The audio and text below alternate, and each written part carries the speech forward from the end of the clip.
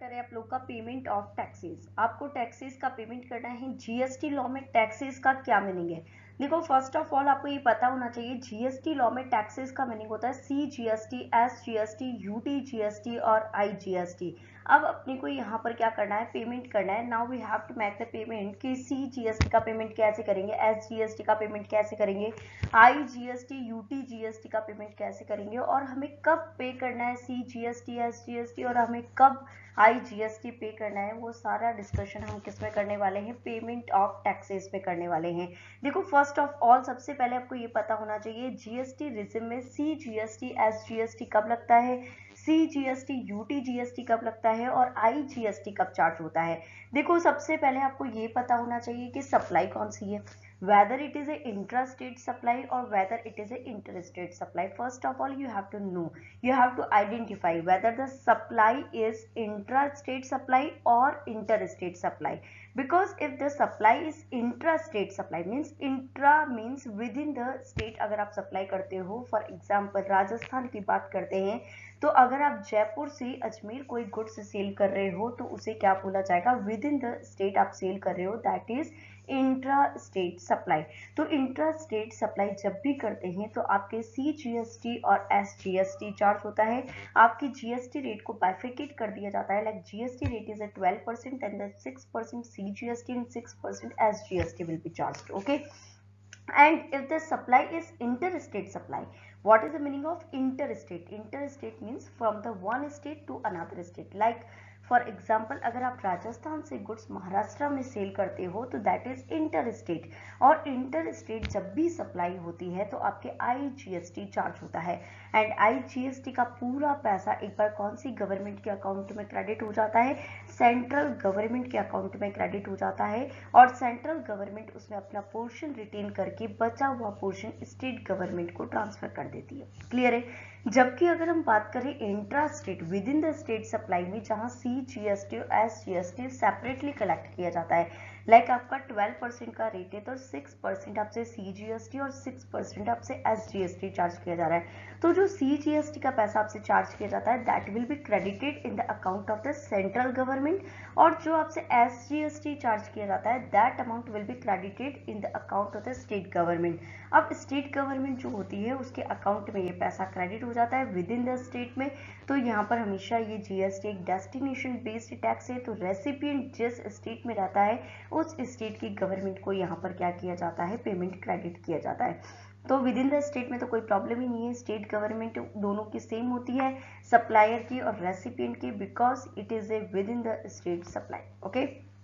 तो एक बात करते हैं, in any GST regime for any intra state supply, if the supply is intra state within the state then taxes are to be paid C GST, central GST, और central GST का जो पैसा होता है वो किसके account में credit हो जाता है, सेंट्रल गवर्नमेंट के अकाउंट में क्रेडिट हो जाता है, ओके। एंड द स्टेट का जो पैसा होता है एस जीएसटी जो चार्ज होता है that is credited to the account of the state government, और अगर यूनियन टेरिटरी है तो यूनियन टेरिटरी के अकाउंट में क्रेडिट हो जाएगा। क्लियर है? For any inter state supply, अगर सप्लाई इंटर स्टेट है then taxes are to be paid I GST, तो जो टैक्स लगता है वो कौन सा लगता है, आई जीएसटी, और आई जीएसटी में दोनों का कंपोनेंट होता है that is C GST, S GST, दोनों का। लाइक 12% का रेट है तो पूरा आई जीएसटी आपसे 12% चार्ज किया जाता है। 12% पूरा अमाउंट पहले सेंट्रल गवर्नमेंट के पास जाएगा, central government will retain its own portion and the remaining portion will be transfer to the state government of the recipient, okay. In addition इसके अलावा बहुत सारे टैक्सेस और हैं, C GST, S GST, UT GST, I GST. इसके अलावा GST law में TDS, TCS, interest, penalty, late fee, other payments भी इन्वॉल्व होते हैं, उनके लिए सेपरेट पॉइंट्स कवर होंगे, ओके। तो in addition certain category of the registered persons will be required, बहुत से registered persons है will be required to pay to the government account TDS, TCS and in addition इसके अलावा और क्या लगता है, इंटरेस्ट है, पेनल्टी है, लेट फीस है, ये अमाउंट भी क्या किए जाते हैं, चार्ज किए जाते हैं। तो सिंपल सी बात है, अगर हम करें तो विद इन द स्टेट है तो C GST, S GST charge होता है, और अगर यूनियन टेरिटरी है तो यूटी जीएसटी चार्ज होता है, और अगर आपके इंटर स्टेट सप्लाई है तो आई जीएसटी चार्ज होगा। इनके अलावा आपके TDS, TCS, penalty, late fees, इनके भी सेपरेट प्रोविजंस बना रखे हैं, ओके। देखो जीएसटी लॉ में ई लीजर का एक न्यू कॉन्सेप्ट आया है। ई लीजर जो हमारा अर्लियर लॉ था, जो सर्विस टैक्स था, उसमें यहाँ पर जो एक्साइज था, सर्विस टैक्स था, वैट लॉ था, तो वहाँ पर ई लीजर का कोई कॉन्सेप्ट नहीं था। बट न्यू जीएसटी लॉ में आपकी ई लीजर का कॉन्सेप्ट आया है। और ई लीजर के कॉन्सेप्ट में ऐसा है कि कोई भी पर्सन जो जीएसटी लॉ में जैसे ही रजिस्टर्ड हो जाएगा, ऑटोमेटिकली जीएसटी पोर्टल पे उसकी 3 लीजर ओपन हो जाती है। ऑटोमेटिकली उस पर्सन की जैसे ही वो जीएसटी लॉ में क्या हो जाता है, रजिस्टर्ड हो जाता है, उसकी ऑटोमेटिकली 3 लीजर खुल जाएगी। Electronic cash ledger, electronic credit ledger और इलेक्ट्रॉनिक लायबिलिटी रजिस्टर। लीजर तो दो ही होती है, इलेक्ट्रॉनिक कैश लीजर और इलेक्ट्रॉनिक क्रेडिट लीजर। एक अकाउंट और ओपन हो जाता है जिसको हम बोलते हैं इलेक्ट्रॉनिक लायबिलिटी रजिस्टर। तो यहाँ पर 3 अकाउंट उसके इलेक्ट्रॉनिकली मैनेज होते हैं जीएसटी पोर्टल पे। 2 तो लीजर होती है, कौन कौन सी, इलेक्ट्रॉनिक कैश लीजर और एक और कौन सी होती है, इलेक्ट्रॉनिक क्रेडिट लीजर। और एक रजिस्टर जो इलेक्ट्रॉनिकली मेंटेन होता है जीएसटी की वेबसाइट पे हर रजिस्टर्ड पर्सन का, that is known as electronic liability register. Okay, अब देखो यहाँ पर जो इलेक्ट्रॉनिक कैश लेजर होती है, कैश लेजर में कौन सा पैसा जाता है, क्रेडिट लेजर में कौन सा पैसा जाता है, इलेक्ट्रॉनिक लायबिलिटी रजिस्टर में क्या शो होता है, वो सारा हमें डिटेल में डिस्कशन करना है। और वो आगे हम पढ़ने वाले हैं सेक्शन 49 में, जिसमें हमें तीनों लेजर की रिगार्डिंग डिटेल में डिस्कशन करना है। तो देखो, the introduction of the e ledger is a unique feature under the GST regime. GST law में सेपरेट फीचर आया है, अलग फीचर आया है। The electronic ledgers or the e-ledgers are the statement of the cash and input tax credit in respect of each registered taxpayer। तो हर registered taxpayer जैसे ही वो GST law में रजिस्टर्ड हो जाता है, 2 लीजर ओपन हो जाती है, इलेक्ट्रॉनिक कैश लीजर और electronic credit ledger. Okay, in addition, उसके एडिशन में इसका एक रजिस्टर भी मेंटेन होता है जिसको क्या बोलते हैं, इलेक्ट्रॉनिक टैक्स लायबिलिटी रजिस्टर बोलते हैं। Once a taxpayer is registered on the common portal, GST portal पे वो जैसे ही रजिस्टर्ड हो जाएगा, उसकी 2 लीजर ऑटोमेटिकली ओपन हो जाती है, that is known as electronic cash ledger और electronic liability register, electronic credit ledger. 2 E ledger, cash ledger और इनपुट टैक्स क्रेडिट लीजर का मतलब होता है इलेक्ट्रॉनिक क्रेडिट लीजर। तो इनपुट टैक्स क्रेडिट लीजर भी बोल सकते हैं और इलेक्ट्रॉनिक क्रेडिट लीजर भी बोल सकते हैं इसे, ठीक है। इसके अलावा एक रजिस्टर भी मेंटेन रहता है जीएसटी पोर्टल पे, which is known as electronic tax liability register, जिसमें हर पर्सन की कितनी लायबिलिटी ड्यू है, कितना पैसा ड्यू है, यानी कितना पैसा उसे गवर्नमेंट को पे करना है, वो ऑटोमेटिकली शो हो जाता है। ओके, तो electronic tax liability register will be automatically opened and displayed on the dashboard at all the times. Dashboard पे शो होता है हर टाइम। ओके, नेक्स्ट आप लोग के यहाँ पर सेक्शन 49 से सेक्शन 53 यहाँ पर कवर होंगे। पेमेंट ऑफ टैक्सेस में सेक्शन 49 आपसे डील करेगा सारी लीजर से, electronic cash ledger, electronic credit ledger और एक और register that is known as electronic liability register. Okay, next section 50 जो है वो डिस्कस करेगा about the interest on the delayed payment of taxes. अगर आप यहाँ पर इंटरेस्ट टैक्सेस का डिले पेमेंट करते हैं तो आपकी इंटरेस्ट चार्ज होगा। ओके, थर्ड है सेक्शन 51 जो आपको बताता है उन सर्कमटेंसेस के बारे में जिनमें आपके टीडीएस और टीसीएस लगेगा। ओके, सॉरी, टीडीएस लगेगा। Section 51 deals only with TDS and section 52 deals with the TCS. Okay, and section 53 deals with ITC transfer, कि अगर कभी भी अमालगमेशन होता है, मर्जर होता है, तो अमालगमेटिंग कंपनी का आईटीसी अगर खड़ा है तो अमालगमेटेड में शिफ्ट हो जाएगा। तो what will be the provision of the transfer of the ITC, that will be defined under section 53। Clear है बच्चों? देखो, फर्स्ट है सेक्शन नंबर 49 जो किससे डील करता है, आपका तीनों लेजर, यानी 2 लेजर और एक register, electronic cash ledger, electronic credit ledger और electronic liability register, that will be open. Section 50 जो होता है वो डील करता है इंटरेस्ट से रिलेटेड। अगर आप टैक्सेस का डिले पेमेंट करते हैं तो आपको इंटरेस्ट देना है। Section 51 deals TDS, section 52 deals TCS, section 53 deals अगर आप यहाँ पर आईटीसी का ट्रांसफर करना चाहते हैं तो सारे प्रोविजंस किसमें बता रखे हैं, सेक्शन 53 में बता रखे हैं। ओके, तो अभी तक हमने क्या डिस्कशन किया, that is intra state supply होगी तो सीजीएसटी एसजीएसटी लगना है, इंटर स्टेट होगी तो आईजीएसटी लगना है। इसके अलावा टीडीएस टीसीएस इंटरेस्ट पेनल्टी इनके लिए सेपरेट प्रोविजन है। ई लेजर का कॉन्सेप्ट नया है, 2 ई लेजर है, इलेक्ट्रॉनिक कैश लेजर है, इलेक्ट्रॉनिक क्रेडिट लेजर है जिसे इनपुट टैक्स क्रेडिट लेजर भी बोलते हैं, and A register will be open of every registered person, that will be known as electronic liability register. After that we talk about that the section 49 to section 53 will be covered in this chapter. Section 49 deals with e-ledgers and the electronic liability register. Section 50 deals with interest on the delayed payment of taxes. 51 deals 3DST, 52 deals TCS and 53 that is transfer of the ITC. Okay, next हम detail में discussion करेंगे एक एक section को. Section 49 जो हमारी laser से बात करता है, E ledgers, electronic cash ledger, electronic liability register, electronic credit ledger. Okay, that is a payment of taxes. Section 49 deals with the payment of taxes, interest, penalty and other amounts. आपको पे करना है tax, interest, penalty और other amounts. ठीक है. Section 49 subsection 1 की हम बात करते हैं. एवरी डिपॉजिट मेड, अगर आपको कोई भी पैसा जमा कराना है, चाहे वो टैक्स का हो, इंटरेस्ट का हो, पेनल्टी का हो, any other fees payable to the government. Okay, तो एवरी डिपॉजिट मेड टूवर्ड्स, अगर कोई भी पैसा आपने जमा कराया है टैक्स का, इंटरेस्ट, पेनल्टी, फीस और any other amount by person by the way of internet banking. Internet banking क्योंकि किसी भी मोड से कर सकते हैं आप, अगर आप चाहो तो. अगर आपको इलेक्ट्रॉनिकली पेमेंट नहीं भी करना आता है तो आप एक चालान जनरेट करके बैंक के पास भी जा सकते हो, बैंक में कैश दे सकते हो, बैंक वाला आपके जमा कर देगा. बट बैंक में आप ऑफलाइन मोड से जाना चाहते हो तो अप टू ₹10,000 का पैसा जमा कराना है तो ही पॉसिबल है. ओके, तो यहाँ पर अगर आपको कोई भी डिपॉजिट कराना है टूवर्ड टैक्स, इंटरेस्ट, पेनल्टी और any other amount by person by the way of internet banking और by using credit card, debit card, NEFT करना है, आरटीजीएस करना है, किसी भी मोड से आप कर सकते हैं.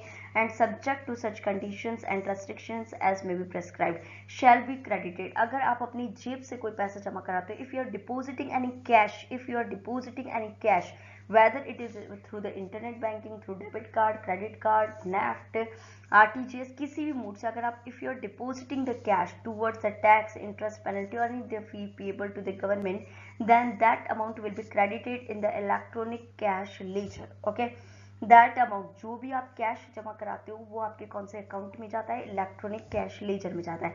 तो that will be credited to the electronic cash ledger of such person to be maintained in such manner as may be prescribed. Okay, section 49 subsection 2 ये बोलता है कि क्रेडिट लेजर में कौन सा पैसा जाता है. अगर आप कैश जमा कराते हो that will be credited in the electronic cash ledger. Then what amount will be credited in the electronic credit ledger, that is आपका जो इनपुट टैक्स क्रेडिट होता है. Whenever you purchase any goods और services, whenever you purchase any goods, then a bill will be generated to you and the GST amount will be mentioned therein, and that amount you can take as a input tax credit. That amount can be availed as a input tax credit.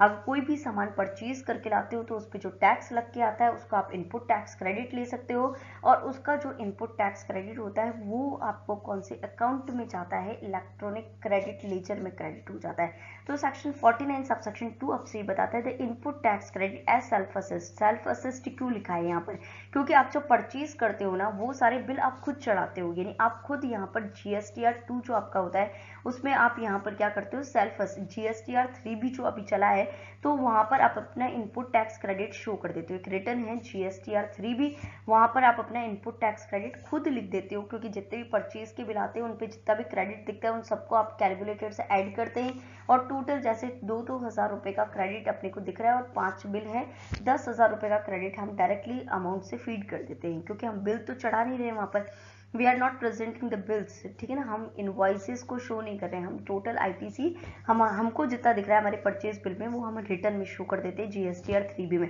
तो input tax credit हम अपने according दिखा रहे हैं, तो that is known as a input tax credit self assist. Okay, तो that in the return of the registered person जो GSTR 3B में दिखता है, रिटर्न का नाम है GSTR 3B, और ये किस में क्रेडिट हो जाता है, इलेक्ट्रॉनिक क्रेडिट लेजर में हो जाता है in accordance with the section 41 to be maintained in such manner as may be prescribed. Okay, next है सेक्शन 49 सबसेक्शन 3. ये बोलता है कि आपके पास जो इलेक्ट्रॉनिक कैश लेजर में पैसा गया है तो उसका यूज किस में कर सकते हो. देखो, इलेक्ट्रॉनिक कैश लेजर में जो पैसा जाता है उसका आप यूज किसी भी पेमेंट में कर सकते हो. अगर आपको टैक्स का पेमेंट करना है you can use for the taxation. If you want to use for the penalty, interest, late fee, any amount you want to pay, TDS, TCS, then it can be used, electronic cash ledger can be used. But Electronic credit ledger can be used only for the payment of taxes. It can't be used for the payment of interest, penalty, TDS. That amount can't be paid by the mode of the electronic credit ledger. Electronic cash laser का use करके तो आप कोई सा भी payment कर सकते हो, tax, interest, penalty, late fee, कोई भी पेमेंट कर सकते हो। बट इलेक्ट्रॉनिक क्रेडिट लेजर को यूज करके आप केवल टैक्सेस का पेमेंट कर सकते हो, CGST, SGST और IGST और UTGST। You can't make the payment of the interest, penalty, late fee, TDS। इनका पेमेंट आप कभी भी नहीं कर सकते हैं by the way of electronic credit ledger. Okay, तो देखो सेक्शन 49 सबसेक्शन 3 ये बताता है the amount available in the electronic cash laser.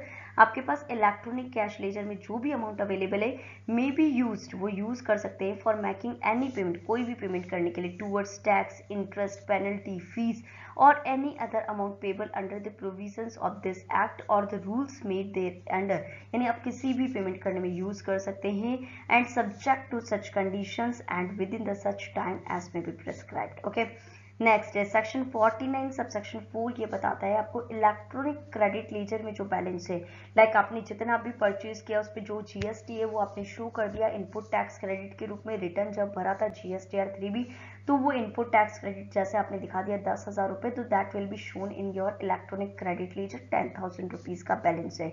Now you want to make the payment of the interest और penalty of ₹4,000, whether you can use that the electronic credit ledger? No, you can't use that electronic credit ledger.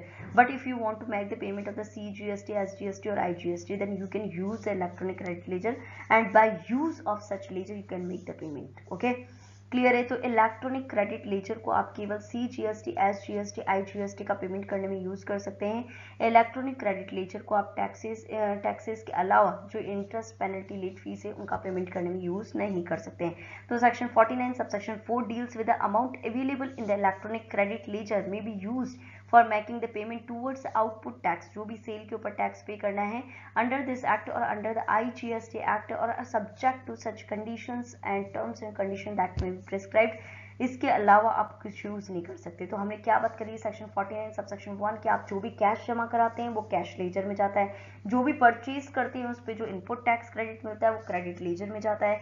49(3) deals with cash ledger में जो पैसा गया है उसका use आप कहीं भी कर लो, क्रेडिट लेजर में जो पैसा गया है वो केवल आप टैक्सेस का पेमेंट करने में यूज करो। ओके, नेक्स्ट डील करते हैं यहाँ पर जो इनपुट टैक्स क्रेडिट आपके पास पड़ा हुआ है, जैसे आपके पास CGST, SGST, IGST, UTGST, इन सब का, क्योंकि परचेज का जो बिल है उस बिल पे लिखा हुआ है CGST आपने पे किया 6% 6,000 रुपये का, SGST पे किया 6% 6,000 रुपये का। तो आपने यहाँ पर जो इनपुट टैक्स क्रेडिट शो कर रखी है अपने रिटर्न में GSTR 3B में, तो वो 6,000 रुपये CGST वाले कॉलम में शो कर रखा है और 6,000 रुपये आपने SGST वाले कॉलम में शो कर रखा है। तो आपका क्रेडिट लेजर में जो बैलेंस दिखेगा वो CGST अकाउंट में दिखेगा 6,000 का, SGST अकाउंट में दिखेगा आपका 6,000 का। कंप्लीट है?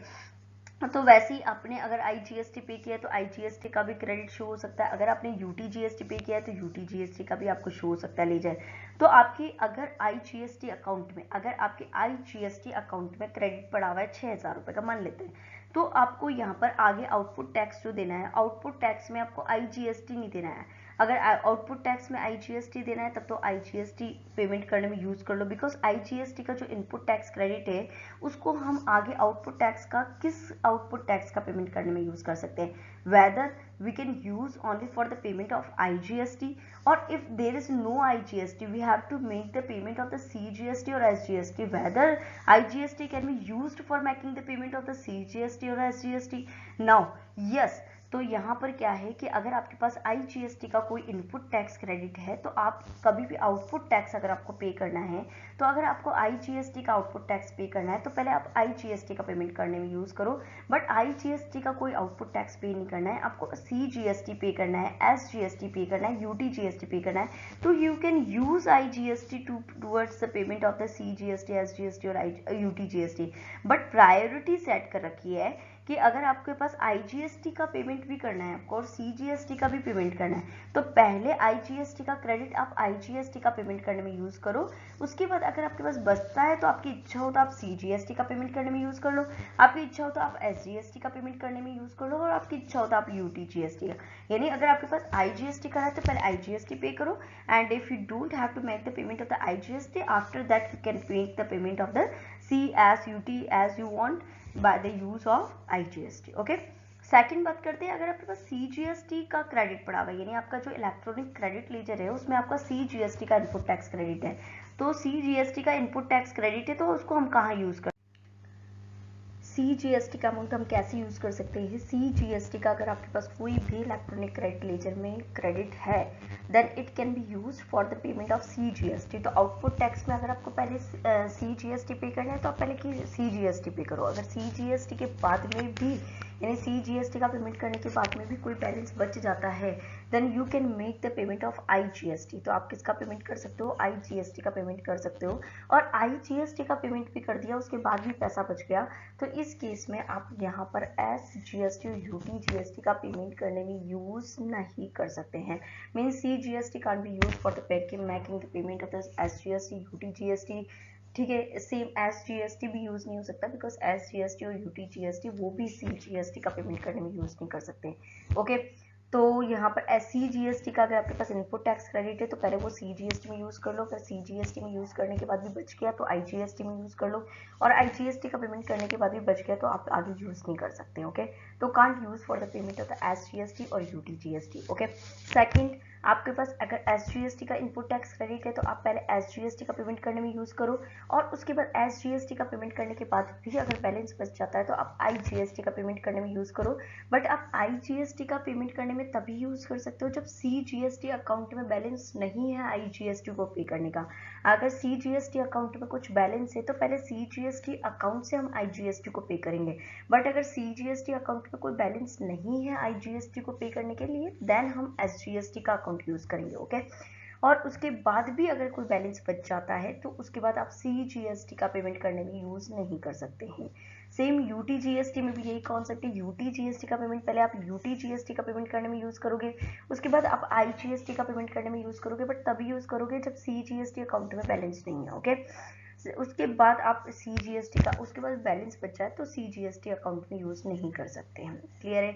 तो आपका पेमेंट ऑफ सीक्वेंस कि अगर आपके पास इनपुट टैक्स क्रेडिट जो है अवेलेबल उसको आप कहाँ कहाँ यूज कर सकते हैं, यानी किन आउटपुट टैक्सेस का पेमेंट करने में you can utilise. Okay, next बात करते हैं सेक्शन 49 सबसेक्शन 6 की, जिसमें बता रखा है कि अगर आपके पास दो लेजर जो है इलेक्ट्रॉनिक कैश लेजर और इलेक्ट्रॉनिक क्रेडिट लेजर, इन दोनों लेजर में अगर कुछ बैलेंस बचता है तो उस बैलेंस का आप रिफंड क्लेम कर सकते हैं सेक्शन 54 के तहत. तो इलेक्ट्रॉनिक क्रेडिट लेजर और इलेक्ट्रॉनिक कैश लेजर में जो बैलेंस है, आपने सारे आउटपुट टैक्सेस का पेमेंट कर दिया, टैक्सेस, इंटरेस्ट, पेनल्टी, कोई ड्यूज नहीं है आपके पास, उसके बाद भी आपके पास इलेक्ट्रॉनिक कैश लेजर में और इलेक्ट्रॉनिक क्रेडिट लेजर में अगर कोई बैलेंस है तो आप उस बैलेंस का क्या कर सकते हैं? रिफंड ले सकते हैं. तो section 49 section 6 deals the balance in the electronic cash ledger और the electronic credit ledger after the payment of taxes, interest, penalty, fee, any other due payable under this act और the rules made there under then may be refunded in accordance with the provisions of the section 54. तो उसका refund आप ले सकते हो section 54 के provisions के according. Okay, next है सेक्शन 49 सबसेक्शन 7. ये बोलता है कि जो लायबिलिटीज है, देखो हमने दोनों लेजर की बात कर चुके हैं. ई लेजर्स में इलेक्ट्रॉनिक कैश लेजर भी हो गई है और इलेक्ट्रॉनिक क्रेडिट लेजर भी हो गई है. नेक्स्ट हमने एक बात करी थी कि एक रजिस्टर भी मेंटेन होता है, that is known as electronic liability register. उसमें उस पर्सन की जो भी लायबिलिटी है, लायबिलिटी का मतलब उसके ऊपर कितना टैक्स आउटस्टैंडिंग है, कितना उसके ऊपर इंटरेस्ट आउटस्टैंडिंग है, कितना पेनल्टी आउटस्टैंडिंग है, जो भी आउटस्टैंडिंग अमाउंट होता है, जो भी उस पर्सन का लायबिलिटी खड़ा है, that will be shown in the electronic liability register. Okay, तो सेक्शन 49 सबसेक्शन 7 ये बोलता है कि all the liabilities of a taxable person under this act, इस एक्ट में जो भी लायबिलिटीज खड़ी है, shall be recorded and maintained in the electronic liability register in such manner as may be prescribe. यानी उस पर्सन की रिकॉर्डिंग जितनी भी लायबिलिटी है वो उस पर्सन के इलेक्ट्रॉनिक लायबिलिटी रजिस्टर में शो हो जाएगा. ओके, हर रजिस्टर्ड यूजर का इलेक्ट्रॉनिक लायबिलिटी रजिस्टर ओपन होता है, उसमें वो इलेक्ट्रॉनिक लायबिलिटी रजिस्टर में शो हो जाएगा the outstanding balances of the taxes, interest, penalty. Okay, next बात करते हैं सेक्शन 49 सबसेक्शन 8 जो बोलता है एवरी टैक्सेबल पर्सन. अब देखो पर्सन के पास बैलेंस है कैश लेजर में, क्रेडिट लेजर में, अब उसकी लायबिलिटीज भी खड़ी हुई है, तो उन जब लेजर्स को यूज करके वो पेमेंट करेगा लायबिलिटी का, तो पहले कौन सी, अब मुझे प्रीवियस पिछले महीने की भी मेरी खड़ी है, जैसे जनवरी 2020 की भी खड़ी है और फरवरी 2020 का भी खड़ा है, मार्च का भी खड़ा है, अप्रैल, अभी जून का भी खड़ा है, जुलाई का भी खड़ा है. उसके बाद तो इस केस में क्या हो जाएगा, आप पहले पिछले जो महीने का पेमेंट बाकी है उसका करोगे या अभी करंट टैक्स पीरियड्स का कर लोगे। तो पहले अगर प्रीवियस टैक्स पीरियड्स का कोई भी आउटस्टैंडिंग लायबिलिटी है तो पहले प्रीवियस टैक्स पीरियड का पेमेंट करोगे, उसके बाद करंट टैक्स पीरियड का, और उसके बाद अगर आपका कोई इंटरेस्ट पेनल्टी ड्यू होता है तो उसके बाद पेनल्टी सेक्शन 73-74 का पेमेंट होगा। ओके, तो एक सीक्वेंस बना रखिए कि इस सीक्वेंस में ही पेमेंट डिस्चार्ज होगा। So every taxable person shall discharge his tax and the dues under this act or the rules made there under in the following order. सबसे पहले self assessed tax or the other dues related to the returns of the previous tax periods. उसके बाद current tax periods. After that the payment of the interest penalty will be paid. Okay. Next section 49 subsection 9 क्या बोलता है, section 49 subsection 9 के according every person who has paid the tax on the goods और services, जो already क्या कर चुका है, पे कर चुका है, टैक्सेस पे कर चुका है, गुड्स पे सर्विसेज पे, और both under this act unless the contrary is proved be deem to have. जैसे लाइक मिस्टर ए है, वो सेलर है, उसने यहाँ पर माल बेचा होगा तभी टैक्स इनवॉइस बनाया होगा, और टैक्स इनवॉइस बनता है तो ही टैक्स का पेमेंट करना होता है। लाइक मिस्टर ए सप्लायर है, वो टैक्स का पेमेंट आगे गवर्नमेंट को कर रहा है, तो गवर्नमेंट को अगर वो पेमेंट कर रहा है आगे टैक्स का, इसका मतलब उसने माल बेच दिया। माल बेचने का मतलब उसने जो टैक्स का बर्डन है इट ही है already pass on to the customer, वो रेसिपिएंट को वो टैक्स का बर्डन क्या कर चुका है, पास ऑन कर चुका है। तो सेक्शन 49 सबसेक्शन 9 ये बोलता है कि अगर कोई भी रजिस्टर्ड पर्सन गवर्नमेंट को टैक्स पे कर रहा है, इसका मतलब वो गुड्स को सेल कर चुका है और उस टैक्स का बर्डन ऑलरेडी वो किसको पास ऑन कर चुका है, रेसिपिएंट को पास ऑन कर चुका है। उसके बाद वो गवर्नमेंट को क्या कर रहा है, टैक्स का पेमेंट कर रहा है। ओके, तो यहाँ पर every person who has paid the tax, जो टैक्स पे कर रहा है गुड्स और सर्विसेज पे गवर्नमेंट को, इसका मतलब ये मान लिया जाता है it is deemed to have passed, कि वो ऑलरेडी क्या कर चुका है, वो गुड्स सेल कर चुका है और टैक्स का बर्डन किसको पास ऑन कर चुका है, रेसिपिएंट को पास ऑन कर चुका है। Okay, the date of the credit to the government, जिस डेट पे उसने गवर्नमेंट के अकाउंट में क्रेडिट किया है उस डेट को मान लिया जाता है कि यहाँ पर क्या कर दिया है उसने, पास ऑन तो कर ही दिया है। And the date of the credit to the account of the government in the authorise bank, yes, अगर बैंक अकाउंट के थ्रू पेमेंट करते हो तो बैंक अकाउंट में जिस दिन आप क्रेडिट कराओगे उस दिन इलेक्ट्रॉनिक कैश लेजर में क्या हो जाएगा, आपका पैसा क्रेडिट हो जाएगा। कंप्लीट है यहाँ तक। तो आपने यहाँ पर जो भी आप बैंक अकाउंट में जिस डेट पे डिपॉजिट कराओगे उस डेट पे मान लिया जाएगा कि इलेक्ट्रॉनिक कैश लेजर में वो पैसा क्रेडिट हो गया। ओके, नेक्स्ट उसके बाद बात करते हैं कि टैक्स ड्यूज और अदर ड्यूज। जैसे हम टर्म्स यूज करते हैं कि आपका ऊपर टैक्स इतना ड्यू है, आपके पास अदर ड्यूज इतना ड्यू है, तो टैक्स ड्यूज का मतलब होता है टैक्स का अमाउंट, और अदर ड्यूज का मतलब होता है पेनल्टी, इंटरेस्ट, अगर लेट फीस कुछ लगती है तो उसको बोलते हैं अदर ड्यूज। तो यहाँ पर आपके टैक्सेस ड्यूज और अदर ड्यूज दोनों का मीनिंग अलग अलग होता है। टैक्स ड्यूज का मतलब टैक्स पेबल, अदर ड्यूज का मतलब interest, penalty, late fees payable. Okay, next बात करते हैं